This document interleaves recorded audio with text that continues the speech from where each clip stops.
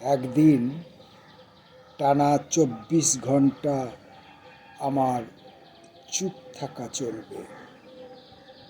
সেদিনের বাকি সময়টুকু লাল পাতার কাছে, সবুজ পাতার কাছে, শুকনো পাতার কাছে কিছু কিছু করে ব্যক্তিগত কথা বলবো।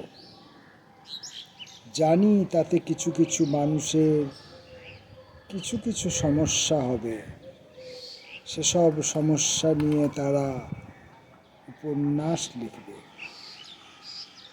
একদিন টানা ২৪ ঘণ্টা শুধু কথা বলবো। সেদিনের সম্পূর্ণ সময়টুকু আমার মুখ বন্ধ থাকবে। ছোট ছোট পিঁপড়ের সঙ্গে, বর্ষার শামুকের সঙ্গে আর ফটোগ্রাফির কোকিলের সঙ্গে নীরবতা পান করব মদের গেলাসে। একদিন তোমরা সবাই উলঙ্গ হয়ে যাবার ভয়ে আমার ছবি ছিঁড়ে ফেলে দেবে।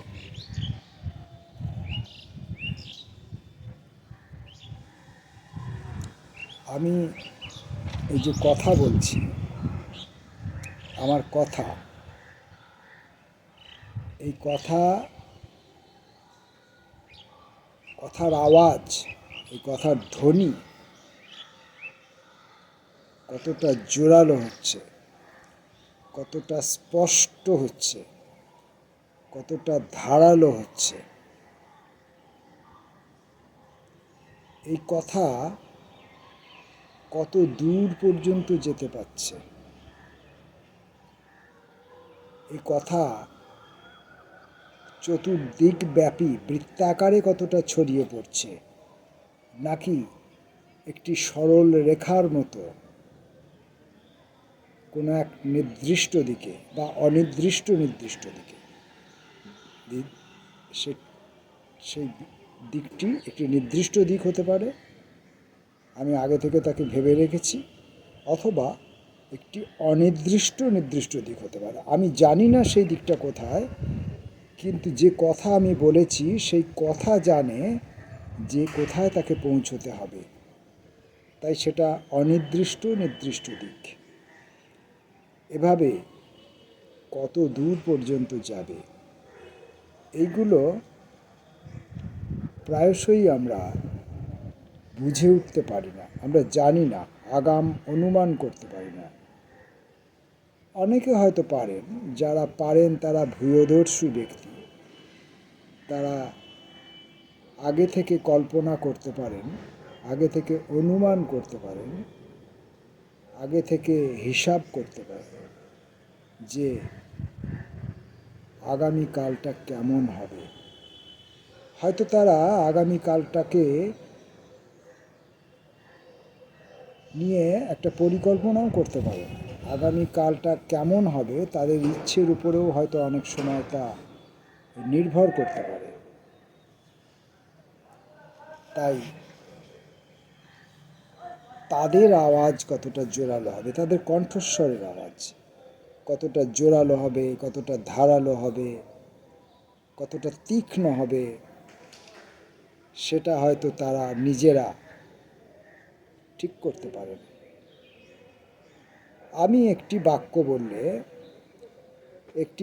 বললে সে বাক্যটিতে যদি 5টি বা 7টি শব্দ থাকে, দেখা যায় যে সবকটা শব্দ আমি স্পষ্ট রূপে উচ্চারণ করতে পারিনি। তাহলে এক্ষেত্রে এমনটা হতে পারে যে বাক্যটি আমি বলেছি 5টি বা 7টি শব্দকে নিয়ে, এই 5-7টি শব্দের সঙ্গে আমার তেমন ঘনিষ্ঠ সম্পর্ক নেই। এটা হতে পারে। এমনটা হতে পারে ওই 5-7টি শব্দ নিজেরা জানে যে আমি কোন শ্রেণীভুক্ত মানুষ, আর তারা এই যে আমি তারা বলতে গেলাম, আমার জীবের মধ্যে একটা জড়তা এলো। তারা নিজেরা প্রত্যেকের একটা করে নিজস্ব শ্রেণী সম্পর্কে তাদের শ্রেণী সচেতনতা আছে। যেমন 5টা 10টা খিস্তি সব মানুষের মুখে সমানভাবে, সমান স্পষ্টতা নিয়ে, সমান নগ্নতা নিয়ে, সমান হিংস্রতা নিয়ে, সমান বর্বরতা নিয়ে উচ্চারণ হতে পারে না। দেখুন, আমি বর্বরতা বলতে গিয়েছিলাম, ওখানেও আমার জীবে জড়তা কাজ করেছিল। এই কিছুদিন আগে আমি একটা জায়গায় কবিতা পড়ছিলাম। কবিতা সাধারণত আমি জনসমক্ষে পড়ি না, পড়তে ভয় পাই। কারণ কবিতা বলে আমি যা পড়ছি, জনগণ তাকে কবিতা বলে চেনেন কিনা, স্বীকার করেন কিনা, শনাক্ত করে কিনা, সেটা আমার জানা নেই। আমি কবিতা বলে যা পড়লাম তা যদি আদপেই কবিতা না হয়, তাহলে তারা কে কি ভাববেন, কে কি মুখভঙ্গি করবেন, মনে মনে তারা কে আমাকে কি বিশেষণ উপহার দেবেন, সেটা নিয়ে আমি ভেবে আকুল হই। আর আমার বুকের মধ্যে একটা ভয় সৃষ্টি হয়, বুক দুরু দুরু করে কাঁপতে থাকে।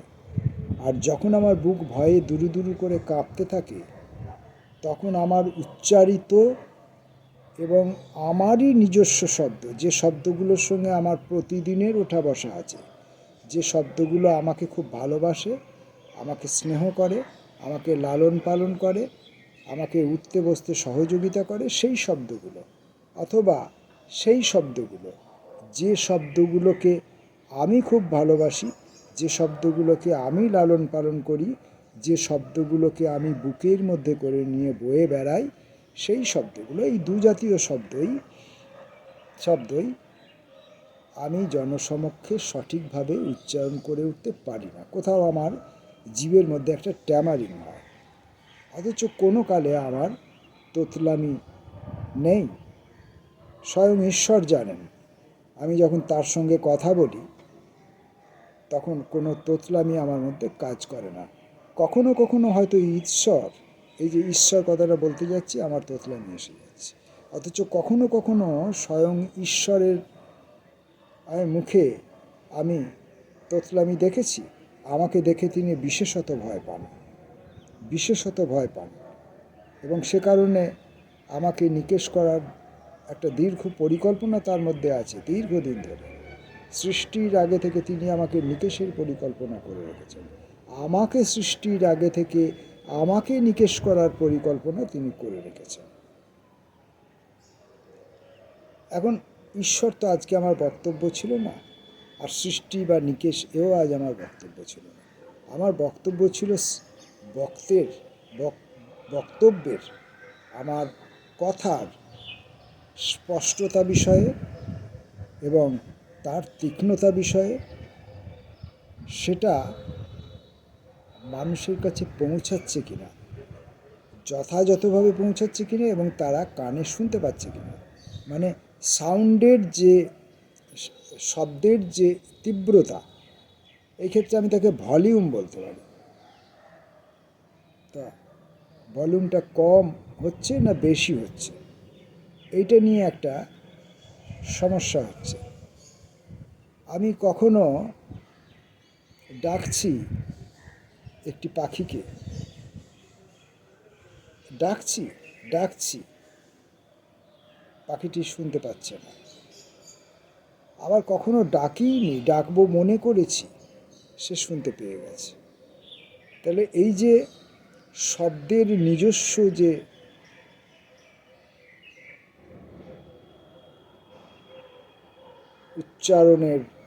উচ্চারিত হবার যে স্পৃহা, সেটাকে আমি নিয়ন্ত্রণ করতে পারি না। এইবার হতে পারে যে আমি টানা 10 মিনিট 15 মিনিট কথা বলে যাচ্ছি। সেই টানা কথাটা আমি যখন বলছি, তখন প্রত্যেকটি শব্দ তাদের নিজস্ব আইডেন্টিটিকে আপাতত গুটিয়ে রেখে তারা নিজেদের প্রত্যেকের নিজস্ব কথা সম্পূর্ণটা না বলে আমার ওই 10-15 মিনিটের যে বক্তব্য সেই বক্তব্যটাকে তুলে ধরতে চায়, সহযোগিতা করে, সাহায্য করে। সেই ক্ষেত্রে আমি যে শব্দগুলো ব্যবহার করলাম সব শব্দগুলোই যে আমি ভেবেচিন্তে ব্যবহার করেছি এমনটা নয়। সেই শব্দগুলো প্রত্যেকেই যে তারা তাদের নিজস্ব মত, তাদের নিজস্ব ওজন, ভর, ভার, তাদের নিজস্ব টিউনিং, তাদের নিজস্ব তীক্ষ্ণতা, খরতা এসব ব্যবহার করেছে ঠিকভাবে তেমন নয়। তারা প্রত্যেকেই কম্প্রোমাইজ করে আমার টোটাল বক্তব্যটাকে বলবার জন্য সহযোগিতা করে। এখন দেখা যাচ্ছে যে আমি যে কথা বললাম সে কথা আপনার কানে পৌঁছাচ্ছে না, অথবা সম্পূর্ণরূপে পৌঁছাচ্ছে না। আচ্ছা, এমনটা হতে পারে আমি যখন কথা বলছি তার একটা শব্দ আপনার কানে, এখানে শব্দ মানে হচ্ছে আওয়াজ। আমি যখন কথা বলছি তখন একটা আওয়াজ আপনার কানে ঢুকছে, কিন্তু কি বলছি আমি সেইটা আপনি বুঝতে পারছেন। সেটা একটা ব্যাপার হতে পারে। অথবা এমনটা হতে পারে যে আমি মুখ নাড়ছি, আমার মুখ নড়ছে, আমার ঠোঁট নড়ছে, আমি কথা বলছি, আমার বডি ল্যাঙ্গুয়েজ দেখে বোঝা যাচ্ছে যে আমি কথা বলছি, অথচ কোনো শব্দ মানে কোনো আওয়াজ আপনি শুনতে পাচ্ছেন না। এমনটা যদি হয় তাহলে কি করা যাবে? এখন আপনি যদি আমার কথাটাই শুনতে চেয়ে থাকেন, আমি যে কথাটি বলতে চেয়েছি সেটাই যদি আপনি শুনতে চেয়ে থাকেন, হুবহু সেটাই, তাহলে আমি যে যান্ত্রিক পদ্ধতির সাহায্য নিয়ে কথা বলছি, music system, sound system, mic, হ্যাঁ, এইসব বিবিধ রকমের, সব তো জানি না, এসবের মধ্য দিয়ে আমি আমার বক্তব্যকে যখন রাখছি, সে বক্তব্য রাখার জন্যে যে আওয়াজ সৃষ্টি হচ্ছে, একটা না 10 মিনিট, 15 মিনিট, 20 মিনিট, আধ ঘন্টা যে বক্তব্য রাখছি তার যে আওয়াজ সৃষ্টি হচ্ছে, সেই আওয়াজটাকে জোরালো করার জন্য আমার যা যা যান্ত্রিক সুবিধা থাকা দরকার সেগুলো আমি পাচ্ছি না। এরপরেও এমনটা হতে পারে যে সৃষ্টি আমার শরীরের মধ্যে যেসব যান্ত্রিক সুবিধা আমাকে দিয়ে রেখেছে, আমিও সঠিকভাবে সেই যান্ত্রিক সুবিধাগুলোকে ব্যবহার করতে পারছি না, বা কোনো সময় পারছি, কোনো সময় পারছি না। আগে আপনি একদিন শুনেছিলেন, আমার আওয়াজ শুনতে পেয়েছিলেন, আর আজকে যখন আপনি শুনছেন আমার আওয়াজ শুনতে পাচ্ছেন না। অর্থাৎ যে যান্ত্রিক সুবিধা প্রকৃতি আমাকে দিয়ে রেখেছে, মতান্তরে ভগবান আমাকে দিয়ে রেখেছে, বা মতান্তরে আমার জন্মদাতা জন্মদাত্রী আমাকে দিয়ে রেখেছেন, সেই যে সিস্টেম আমার শরীরের মধ্যে রয়েছে, আমার কণ্ঠে, আমার বাকযন্ত্রে, এবং শুধু বাকযন্ত্রতে একা কথা বলতে পারবে না, আমার টোটাল শারীরিক যে সামর্থ্য, আমার মস্তিষ্কের যে সামর্থ্য, এরা সবাই মিলে একসঙ্গে আমার বাকযন্ত্রকে সাহায্য করে, আমার জিহ্বাকে সাহায্য করে। বাকযন্ত্র যা বলতে চায় তাকে আবার সাহায্য করে জিহ্বা। অনেক সময় জিহ্বার জড়তার কারণে, জিভের জড়তার কারণে অনেক সময় আমি যা বলতে চাই তা বলে উঠতে পারি না। আমি বলতে চেয়েছিলাম, আজ সকালে বনে একটি বাঘ দেখা গেছে। কেউ শুনলেন, আজ সকালে বনে একটি বাঘ দেখা গেছে। এখন বনে আর বনে, আর বাঘ আর বাঘ,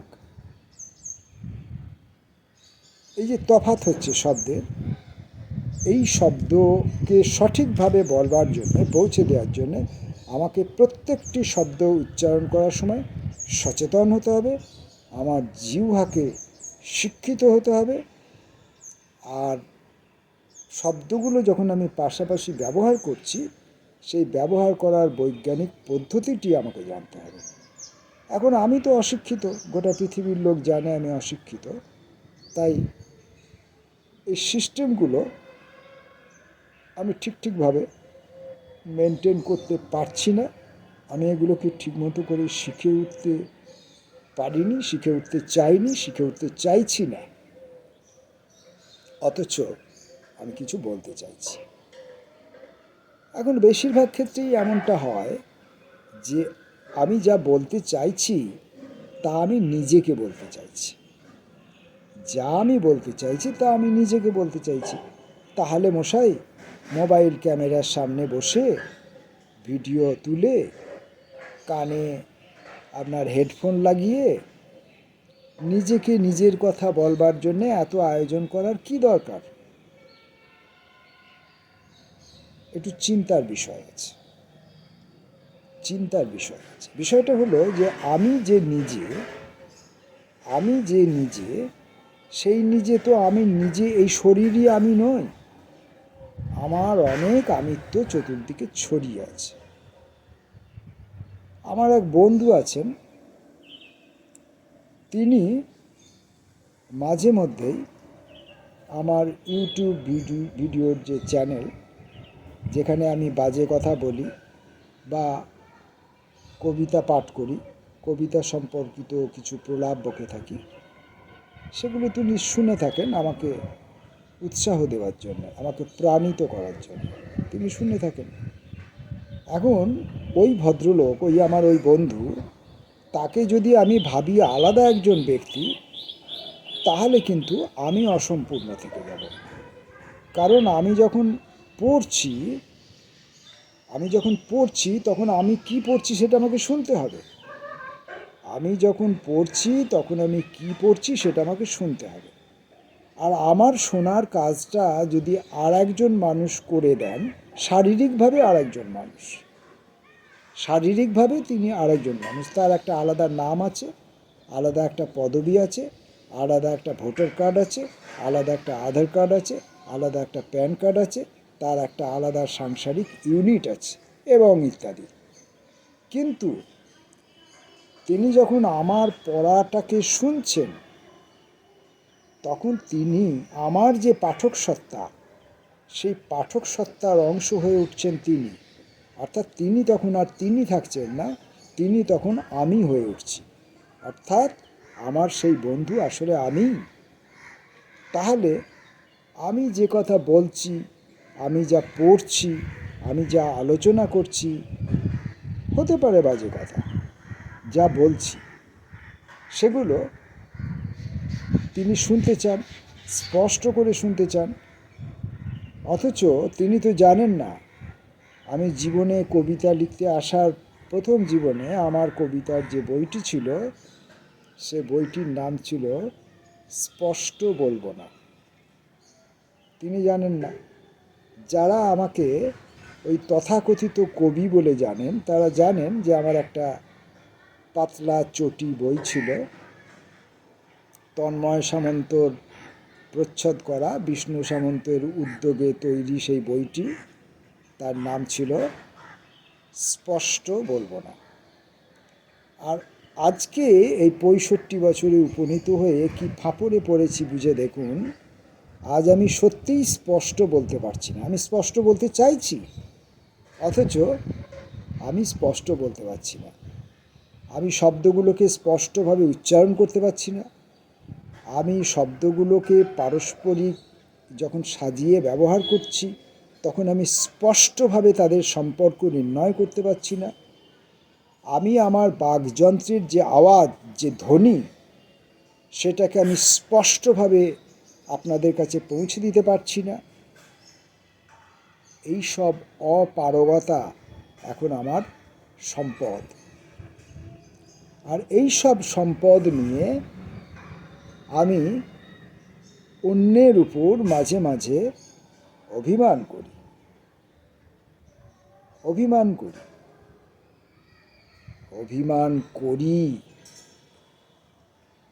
এখন এই যে করি, এই ক্রিয়াপদটি, অর্থাৎ আমি কর্তা, আমি অভিমান করি, এখান থেকে আমাকে কর্তা না রেখে আমাকে সরিয়ে দিন, সাইড করে দিন। তাহলে অভিমান হয়। এখন অভিমান কি আপনি আপনি হয়? আপনি আপনি হয় না। পারস্পরিক বেশ কিছু ঘটনার একটা সম্মিলিত রাসায়নিক ক্রিয়া চলে। রাসায়নিক ক্রিয়া চলে অনেকগুলো ঘটনার মধ্যে, অনেকগুলো চরিত্রের মধ্যে, অনেক কথাবার্তার মধ্যে, অনেক লেনদেনের মধ্যে, অনেক ভাবনা চিন্তার মধ্যে, অনেক হাঁটা চলার মধ্যে, অনেক ওঠা বসার মধ্যে একটা রাসায়নিক বিক্রিয়া ঘটতে থাকে। এই বিক্রিয়া ঘটার ফলে অভিমান সৃষ্টি হয়, সন্দেহ সৃষ্টি হয়, ভালোবাসা সৃষ্টি হয়, আকর্ষণের সৃষ্টি হয়, বিকর্ষণেরও সৃষ্টি হয়, সব কিছুই হয়।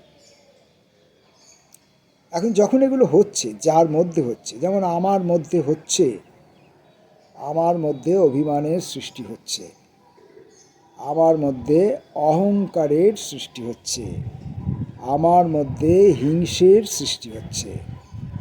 এই যে সৃষ্টি হচ্ছে, আপনারা যারা আলাদা আলাদা আলাদা আলাদা আলাদা ব্যক্তি সত্তা নিয়ে স্বতন্ত্র ব্যক্তি হিসাবে নিজেদেরকে চিহ্নিত করেন, যারা প্রত্যেকে আর আমার অংশ হতে চান না, তারা প্রত্যেকে আমাকে দোষ দিচ্ছেন যে আমি অহংকার করছি, আমি অভিমান করছি, আমি হিংসে করছি, আমি ভুল বুঝছি।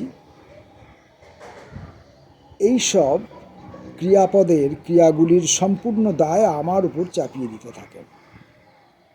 অথচ এটা আপনাদের মাথায় কাজ করে না যে একটি ছায়াছবিতে কোনো একজনের অভিনয়ের উপর একটি ছায়াছবি, একটা কাহিনী, একটা বক্তব্য, একটা সময়, একটা কল্পনা, একটা যাত্রা এবং একটা অভিলষিত ঠিকানায় পৌঁছে যাওয়ার যাবতীয় আয়োজন এবং সম্পূর্ণতা নির্ভর করে না। প্রত্যেকের অংশ থাকে, প্রত্যেকের অংশ। আমি এখানে বসে আছি, আমার এই ক্যামেরাটাকে, মোবাইলটাকে দাঁড় করিয়ে রাখার জন্য পেছনে একটা সাপোর্টের দরকার ছিল। যদি সাপোর্টটা আমি না পেতাম তাহলে আমি ওটাকে দাঁড় করিয়ে রাখতে পারতাম না। তখন আমি কি করলাম না, একটা প্লাস্টিকের মগে করে, যেটা করে আমি গাছে জল দিই, সেই প্লাস্টিকের মগে খানিকটা জল ধরেছি, জল ধরে মগটাকে পেছনে দাঁড় করিয়েছি। না হলে তার নিজস্ব যে ওয়েট, সেই ওয়েট দিয়ে সে আমার মোবাইলটাকে ধরে রাখতে পারবে না। তাই তাকে অতিরিক্ত কিছু ওজন আমাকে যোগ করতে হয়েছে। আমি তার মধ্যে কিছু জলের ওজন যোগ করেছি, জলের ভার যোগ করেছি। এখন সে একটু ভারী হয়েছে এবং সে আমার মোবাইলটাকে ধারণ করে আছে।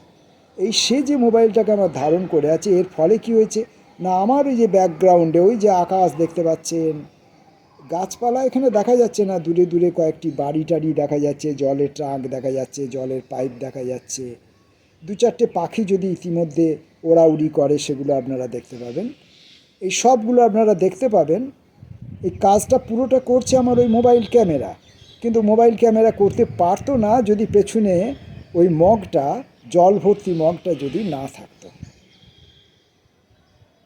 তাহলে এই সম্পূর্ণ কৃতিত্বটা আমি এই মোবাইল ক্যামেরাকে দিতে পারি না। পিছনে ওই জল ভর্তি মগটা আছে, তার কৃতিত্বের কথা আমাকে স্বীকার করতে হবে, তার অংশের কথা, সে এই কাজে যে সে অংশ নিল সেটা আমাকে স্বীকার করতে হবে। অর্থাৎ আপনারা প্রত্যেকে আপনারা প্রত্যেকে কিন্তু আলাদা আলাদা করে ব্যক্তি আপনি নন, আপনারা প্রত্যেকেই আমার অংশ। এবং এই যে আমার রাগ, এই যে আমার অভিমান, এই যে আমার দুঃখ, এই যে আমার জ্বালা, এই যে আমার যন্ত্রণা, এই যে আমার হতাশা, এই যে আমার অক্ষমতা, এই সব কিছু দায় আপনাদেরও আছে পার্সেন্টেজ অনুযায়ী। কারুর 5%, কারুর 10%, কারুর 50%, আপনাদেরও আছে। বিজ্ঞানসম্মতভাবে চিন্তা করুন, দেখবেন আমরা কেউ কারোর থেকে বিচ্ছিন্ন নই।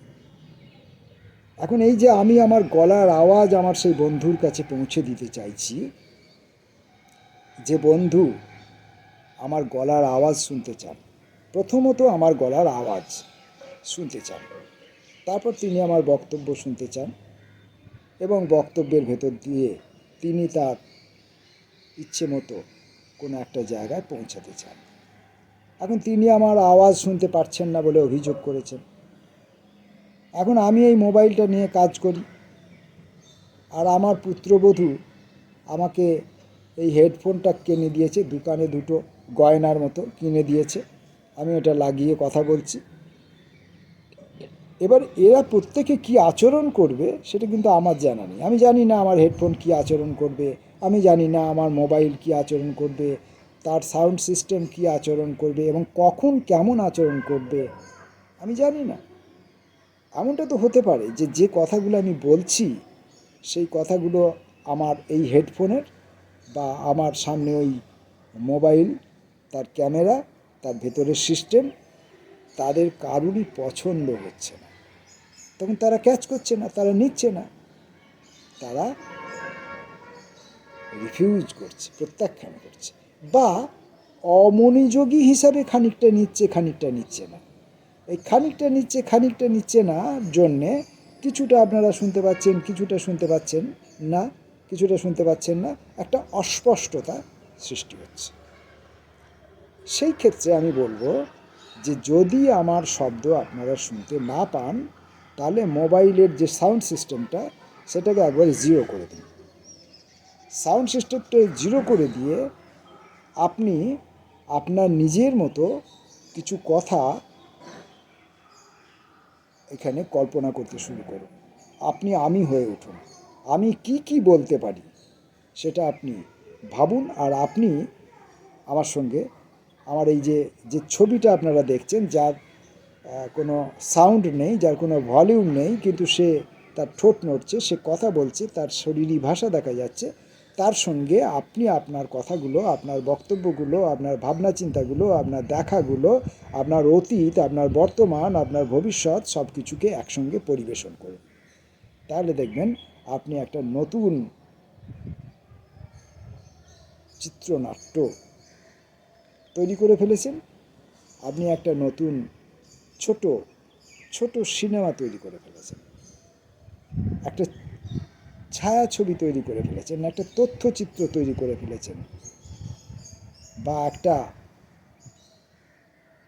অর্থহীন কোনো বিষয়, অর্থহীন কোনো ব্যাপার আপনি তৈরি করে ফেলেছেন। এই অর্থহীনতা তৈরি করা কিন্তু খুব কঠিন কাজ, কারণ গোটা পৃথিবীটা জানবেন যে অর্থের পেছনে দৌড়ে বেড়াচ্ছে, কেউ অর্থহীন হতে চায় না। তাই অর্থহীন কিছু করেছেন বলে মানসিক গ্লানিতে ভুগবেন না। অর্থহীনতা কিন্তু সৃষ্টি করা কিন্তু বেশ কঠিন কাজ, মানে প্রচণ্ড কঠিন কাজ, প্রায় অধিকাংশ লোকই তা পারবে না। তাই আমি আমার এই যে কথাবার্তাগুলো, এই কথাবার্তাগুলোর আমি নাম দিয়েছি বাজে কথা। বাজে কথা, এই বাজে, বাজে। যার কান আছে, যার মন আছে, যার শ্রুতি আছে, যার ভাবনা আছে, যার প্রেম আছে, যার ভালোবাসা আছে, যার দৃষ্টি আছে, যার গতি প্রকৃতি আছে, তিনি শুনতে পাবেন আমার এই কথাগুলো বাজছে, বিভিন্ন রকম সাউন্ডে আমার এই কথাগুলো বাজবে। তা আমি জানি না আজ যে এতক্ষণ ধরে এসব কথা আমি বললাম, সেই কথাগুলো বলার সঙ্গে আর আমি প্রথমে যে এই কবিতার কয়েকটা লাইন পড়েছি, সেই লাইনের কোনো সাযুজ্য আপনারা পেলেন কি না। আমি পড়েছিলাম কি না, একদিন টানা 24 ঘন্টা আমার চুপ থাকা চলবে, অর্থাৎ সেদিন আমি কোনো কথা বলবো না, কোনো শব্দ, কোনো আওয়াজ আমার বাকযন্ত্র থেকে নিঃসৃত হবে না। 24 ঘন্টা। কিন্তু তার পরের লাইনে বলা হয়েছে সেদিনের বাকি সময়টুকু। এই 24 ঘন্টার পরে কি আর বাকি সময় থাকে? যারা কাজের লোক দুনিয়ায়, যারা সংসারী লোক, যারা অর্থযুক্ত কথা বলেন, তাদেরকে জিজ্ঞেস করে দেখবেন তো 24 ঘন্টার পরে কি আর, সেই দিনে কি আর সময় বাকি থাকে? তারা হাসবে, পাগল বলবে, উন্মাদ বলবে। কিন্তু ওই 24 ঘন্টার পরেও সময় থাকে, প্রচুর সময় থাকে, অনন্ত। সে সময় আমরা আমাদের জীবনের কোনো কাজকর্ম দিয়ে, কোনো ক্রিয়াকর্ম দিয়েই ভরাট করতে পারবো না। প্রচুর সময় পড়ে থাকে, প্রচুর প্রচুর প্রচুর। এক একটা মিনিটকে, এক একটা সেকেন্ডকে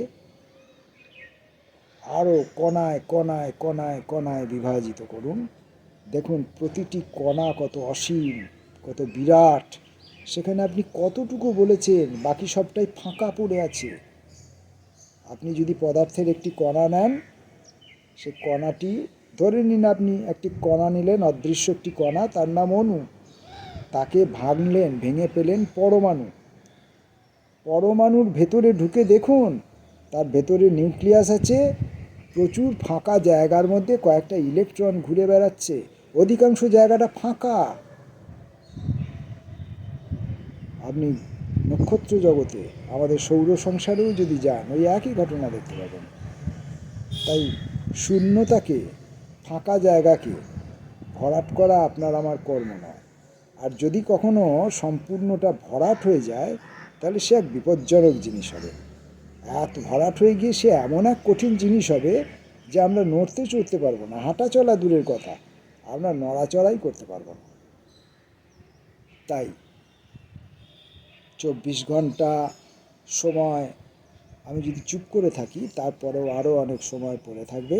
সেই সময়গুলোতে আমি কি করব না, গাছের লাল পাতা, সবুজ পাতা এবং শুকনো পাতা, একটি গাছের লাল পাতা মানে কচি পাতা, সবুজ পাতা মানে আপনার কৈশোরে, যৌবনে বা এখনও বৃদ্ধ হয়নি এই বয়সের যে গাছের পাতাগুলো, সেই পাতাগুলো, এবং কিছু শুকনো পাতা, যে শুকনো পাতা গাছে এখনও আছে, ঝরে পড়েনি, অথবা যারা ঝরে পড়েছে, সেই শুকনো পাতা। এই সব পাতার কাছে আমি কি করব, কিছু কিছু করে ব্যক্তিগত কথা বলবো, আমার নিজের ব্যক্তিগত কথা।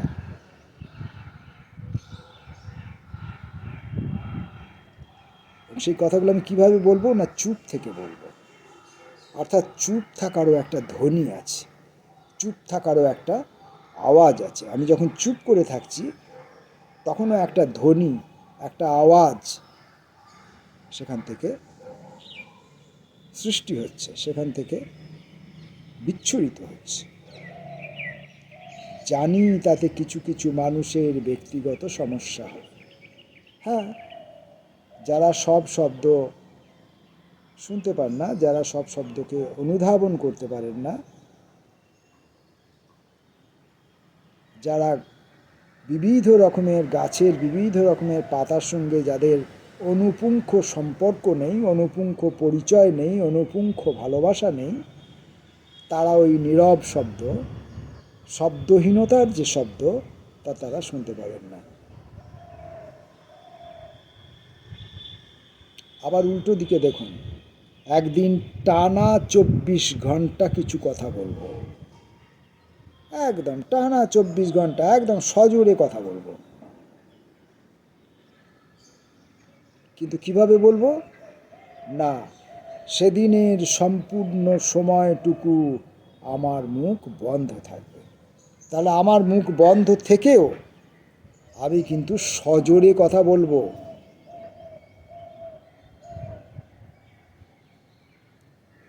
আমি সেই বন্ধুকে বলছি, আমার সেই বন্ধু যিনি আমার কথার আওয়াজ শুনতে পাননি, আমি তাকে বলছি, এর যে যান্ত্রিক যে প্রবলেম, যান্ত্রিক যে অসুবিধা, যার জন্য তিনি আমার শব্দ শুনতে চাইছেন অথচ পাচ্ছেন না, তার জন্যে আমি দুঃখিত, তার জন্য আমি ক্ষমা প্রার্থী। কিন্তু কিভাবে সেই সমস্যার সমাধান করতে হবে এখনও পর্যন্ত আমার জানা নেই। যদি কোনো কম বয়সী পুত্রসম শিক্ষকের কাছ থেকে সহযোগিতা পাই, তাহলে সেই সমস্যার সমাধান হয়তো একদিন আমি করে উঠতে পারবো। কিন্তু আপাতত আমি আপনাকে বলি, শুনুন, আমি একদিন গিয়ে আপনার সঙ্গে প্রচুর বকর বকর করছি, অনেক কথা বলছি। ইত্যবসরে আপনার কাছে অন্য লোকেরা এলেন, তারা তাদের সংসারী কথা নিয়ে, প্রয়োজনীয় কথা নিয়ে, লেনদেনের কথা নিয়ে, আদান প্রদানের কথা নিয়ে, হ্যাঁ, তারা এলেন। আপনি আমার কথাটা সাইডে সরিয়ে রেখে তাদের কথা বলতে শুনতে থাকলেন, তাদের সঙ্গে কথা বলতে থাকলেন। অর্থাৎ আমি যে সজোরে কথা বলছিলাম, যে কথা আমি খুব জোরে জোরে বলছিলাম, স্পষ্টভাবে বলছিলাম, ধ্বনি সহ বলছিলাম, সে কথাও আর তখন আপনি শুনতে পাচ্ছেন না। আবার একদিন এরকম হলো, আমি গেছি, কোনো কথা বলিনি, মুখ বন্ধ করে আছি, গম্ভীর হয়ে আছি। আপনি কিন্তু সেদিন আমার অনেক কথা শুনতে পেয়েছেন, আর শুনতে পেয়ে আপনি আশঙ্কিত হয়েছেন, হয়ে আমাকে জিজ্ঞাসা করছেন, আপনার শরীর ভালো আছে তো, আপনার মন ভালো আছে তো। এই যে, তার মানে কি, আপনি আমার ভেতর থেকে অনেক কথা পাচ্ছেন, সেই কথাগুলো পাচ্ছেন। আর সেই দিন কিন্তু অন্য কোনো লোক আপনার অ্যাটেনশন ড্র করতে পারছে না, কারণ আমার যে ওই যে তথাকথিত নীরবতা, সেই নীরবতার কথা এত তীব্র যে সে আপনার মনোযোগ আকর্ষণ করেছে অন্যদের কাছ থেকে। তাই আমি এমনটা করি, যখন আমি কিছু শুনতে পাই না তখন আমি নিজের মতো করে শুনে নিই, যখন আমি কিছু দেখতে পাই না তখন আমি নিজের মতো করে দেখে নিই, যখন আমি কিছু বলতে পারি না তখন অন্যের বলাগুলোকে আমার বলা বলে ধরে নিই, যখন আমি গান গাইতে পারি না তখন অন্যের গানকে আমি ধরে নিই যে ওই গানটা আমি গেয়েছি, যখন আমি লটারিতে পুরস্কার পাই না তখন আমি ধরে নিই যে লটারিটা আমার লেগেছে, টাকাটা অন্যের অ্যাকাউন্টে জমা পড়েছে। এমনটা করি। এটা করা ছাড়া আমাকে সেই মুহূর্তে সান্ত্বনা দেবার আর কেউ দুনিয়ায় নেই। এ পৃথিবীতে আমাকে কেউ গাছ চেনায়নি, এ পৃথিবীতে আমাকে কেউ কুকুর, বেড়াল, গরু, ছাগল, কীট পতঙ্গ ইত্যাদি চেনায়নি, এ পৃথিবীতে আমাকে কেউ রং চেনায়নি, এ পৃথিবীতে আমাকে কেউ শব্দ চেনায়নি, এ পৃথিবীতে আমাকে কেউ ভালোবাসতে শেখায়নি, এ পৃথিবীতে আমাকে কেউ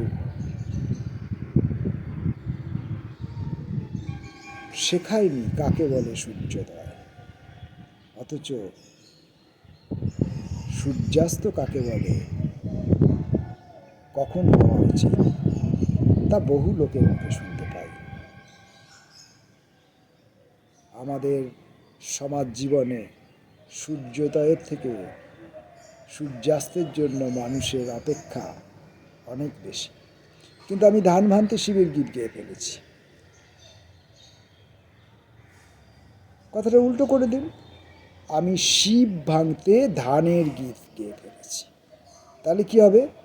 শিব একটি কল্পিত বিষয়, আর ধান একটি বাস্তবিক বিষয়, যা আমাদের জীবনে লাগে জীবন ধারণের জন্য।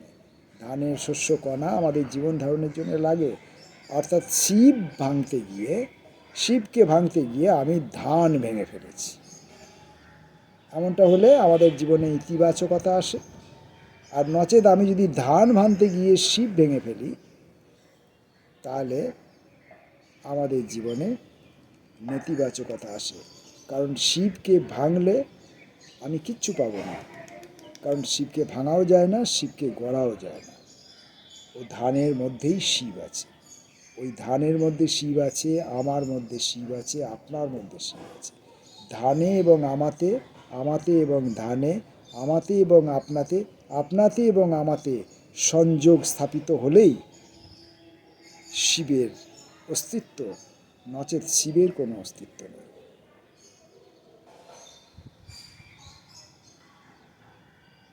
তো কিছুদিন আগে কবিতা পাঠের একটি অনুষ্ঠানে গিয়েছিলাম। সেখানে আমি কবিতা পড়তে গিয়ে স্পষ্টভাবে কবিতা পড়তে পারিনি, আমার কবিতার কথা স্পষ্টভাবে লোকের কানে, লোকের মনে পৌঁছায়নি। যদি পৌঁছাতো তাহলে তো একটা তুলকালাম ব্যাপার হতো। আপনি কোথাও যেয়ে কোনো মানুষের সামনে গিয়ে প্রচুর পরিমাণ ভালোবাসা বস্তা উপুর করে ঢেলে দিলেন, যার সামনে ঢেলে দিলেন সে কি স্থির থাকতে পারবে? আচ্ছা, ভালোবাসা বললে আপনি বুঝতে পারবেন না। মনে করুন সোনার কয়েন, আপনি কোনো মানুষের সামনে গিয়ে প্রচুর পরিমাণে স্বর্ণ মুদ্রা বস্তা উল্টো করে ঢেলে দিলেন হুড় হুড় করে, যার সামনে ঢাললেন সে কি স্থির থাকতে পারবে? পারবে না। ঠিক তেমনি আমি যদি কবিতাটা সত্যি পড়তে পারতাম, আমি যদি কবিতাটা সত্যি তাদের কানে পৌঁছে দিতে পারতাম, তাহলে তারা স্থির থাকতে পারতেন না। একটা তুলকালাম ব্যাপার ঘটত তাদের শরীরের মধ্যে, তাদের মনের মধ্যে, তাদের চোখের মধ্যে, তাদের ভাবনার মধ্যে, তাদের প্রত্যেকটি লোমকূপের মধ্যে। কিন্তু তা হয়নি, কারণ আমার কবিতাটা তাদের কানে পৌঁছায়নি। তারা শুধু জানলেন যে আমি কবিতা পড়তে উঠেছিলাম, আমি কবিতা পড়েছি এবং কবিতা পড়ে আমি নেমে এসেছি। সেইখানে এক যুবক কবি ছিলেন। যুবক, হ্যাঁ যুবকই বলা যায়। তার প্রচুর মেধা, প্রচুর পড়াশোনা করেছেন, দেখতেও খুব সুন্দর, ভদ্রলোককে, ভদ্র ছেলেটিকে খুব সুন্দর দেখতে, খুব মিষ্টি, খুব সুন্দর, খুব মিষ্টি। ইচ্ছা করলেই আপনি তাকে চুম্বন করতে পারেন, চুম্বন করার ইচ্ছা আপনার জাগতেই পারে, অন্যায় কিছু না। আমিও মনে মনে সেই ছেলেটিকে অনেকবার চুম্বন করেছি, যদিও তার গাল ভরা দাড়ি ছিল। তার প্রচুর শিক্ষাগত যোগ্যতার বিবরণ দিচ্ছিলেন সঞ্চালক মশাই, এবং তিনি গুরুত্বপূর্ণ পদে কাজ করেন। কিন্তু তিনি যখন কবিতা পড়লেন, তার যে কণ্ঠস্বর, সেই দীপ্ত কণ্ঠস্বর আমাকে মুগ্ধ করলো, আমাকে পাগল করলো, আমাকে প্রেমিক করে তুললো। আমি জানতামই না যে এত প্রেম ছিল আমার, আমি কাউকে এতটা ভালোবাসতে পারি আমি জানতামই না। ওই যুবককে আমি তৎক্ষণাৎ ভালোবেসে ফেললাম এবং তাকে আমি বললাম যে ভাই, আপনার অনেক অনেক গুণাবলী রয়েছে, শুনলাম সঞ্চালকের কাছ থেকে, আপনার চেহারাটিও ভারী সুন্দর, গায়ের রং সুন্দর, আপনার দাড়ি গোপে ঢাকা মুখটিও খুব সুন্দর, কিন্তু এসব কিছুতে আমার লোভ নেই। আপনার ওই মিষ্টি, দৃপ্ত, মন্দ্রিত কণ্ঠস্বরটির প্রতি আমার কিঞ্চিৎ লোভ আছে। যদি ওই কণ্ঠস্বরের কিছুটা ভাগ কোনো বিজ্ঞানসম্মতভাবে আমাকে দেওয়া যায়, ভেবে দেখবেন। সে যুবক একটু হালকা হাসি উপহার দিল আমাকে। হয়তো এর বেশি কিছু বলার তার কাছে আর কিছু ছিল না। হয়তোবা তিনি ভাবলেন একটি উন্মাদ, হতেই পারে উন্মাদ, আমাকে কেউ উন্মাদ ভাববে আমি খুশি হই। তো আমি আমার সেই বন্ধু, যিনি আমার ইউটিউব ভিডিও দেখেন অথচ কথা শুনতে পান না, বক্তব্য শুনতে পান না বলে তিনি ব্যথিত হন, তিনি শুনবার বিভিন্ন রকমের চেষ্টা করেন, তার কাছে আমি ক্ষমা প্রার্থী। তার কথা ভেবে আজ আমি একটু জোরে জোরে কথা বলেছি, একটু জোরে জোরে কথা বলেছি। আর এই যে ভিডিওটা আমি তৈরি করলাম আজকে, এই ভিডিওটা আমি আমার সেই বন্ধুর নাম স্বাধীন পাল, তাকে আমি আমার এই ভিডিওটা আজকে উৎসর্গ করলাম।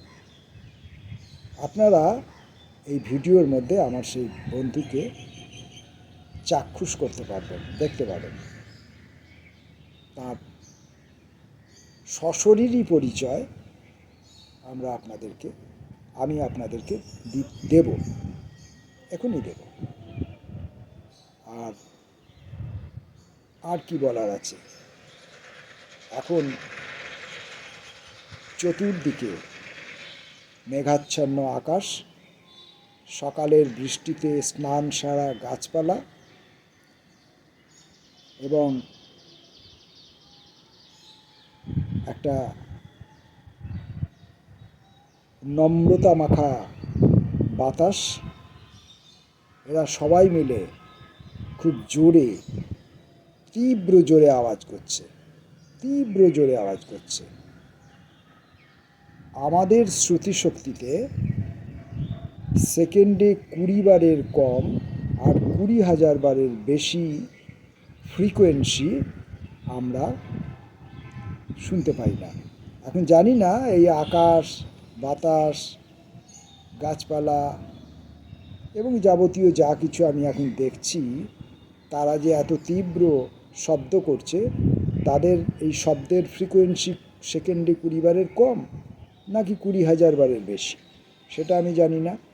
এই দুটোর যে কোনো একটার মধ্যেই যদি হয়, তাহলে সেই শব্দটা আমি শুনতে পাবো না, আর আপনাদেরকেও আমি শোনাতে পারবো না। তবে শব্দ কিন্তু আছে, শব্দ কিন্তু আছে। শব্দকে কল্পনা করুন, শব্দকে ভালোবাসুন, শব্দকে কাছে ডাকুন, শব্দের সঙ্গে লীন হন। নমস্কার।